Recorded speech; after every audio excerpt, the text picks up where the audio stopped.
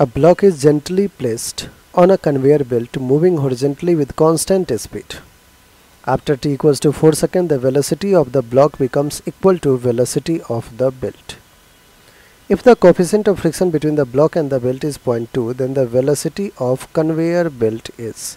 हमें बच्चों क्या कह रहा है कि एक ब्लॉक को आपने जेंटली प्लेस किया है कन्वेयर बेल्ट पे, जो कि मूव कर रहा था horizontally with certain speed, constant speed v. कह रहा है कि after t equals to 4 second velocity of block becomes equal to velocity of belt. ठीक है.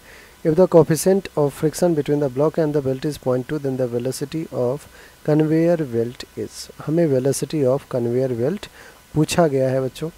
तो ये सबसे पहले अपन क्या करते हैं, लेट्स से ये कन्वेयर बेल्ट है, इस पे आपने जेंटली प्लेस कर दिया है एक ब्लॉक को, ठीक है, और ब्लॉक का कुछ भी मास वगैरह नहीं दिया है, लेट्स से m मास का ब्लॉक. अब कन्वेयर बेल्ट का अपना जो है वो कांस्टेंट स्पीड है. कह रहा है कि after t equals to 4 second जो वेलोसिटी ऑफ द ब्लॉक है becomes equal to velocity of belt. Let's say velocity of belt v था, तो वेलोसिटी ऑफ ब्लॉक भी क्या कह रहा है कि v हो गया है. ठीक है. इनिशियली तो जीरो था ना, इनिशियल वेलोसिटी ब्लॉक को जेंटली प्लेस किया, इसका मतलब इनिशियल वेलोसिटी जीरो था. Final velocity let's say v ले लेते हैं. ठीक है. फ्रिक्शन फोर्स, अब देखिए ये ब्लॉक में वेलोसिटी क्यों आया है, because of the frictional force.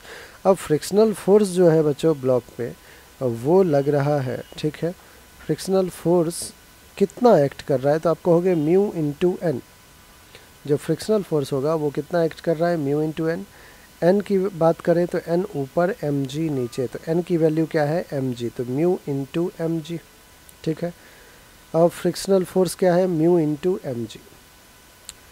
ठीक है बच्चों. म्यू की वैल्यू पता है अपने को, कितना है म्यू की value, 0.2, that is 0.2 into mass M into G की वैल्यू 10 ले लेते हैं. 0.2 10 कैंसिल, तो 2m हो गया फ्रिक्शनल फोर्स. एक्सेलरेशन क्या हो जाता है बच्चों, force upon mass. Frictional force कितना है, 2m अपॉन मास कितना है, m से m कैंसिल, एक्सेलरेशन आ गया 2 मीटर पर सेकेंड स्क्वायर. अब देखिए बच्चों, v की वैल्यू हम फाइंड कर सकते हैं यहाँ से. कैसे, हम कहेंगे कि using equation v equals to u plus a t. v is equals to u तो जीरो था, एक्सेलरेशन कितना है 2 और टाइम कितना है 4, तो 4 2 जा 8, दैट इज़ v कितना आ गया हमारे पास, 8 मीटर पर सेकेंड. तो 8 मीटर पर सेकेंड ऑप्शन ए है, यही हमारा करेक्ट.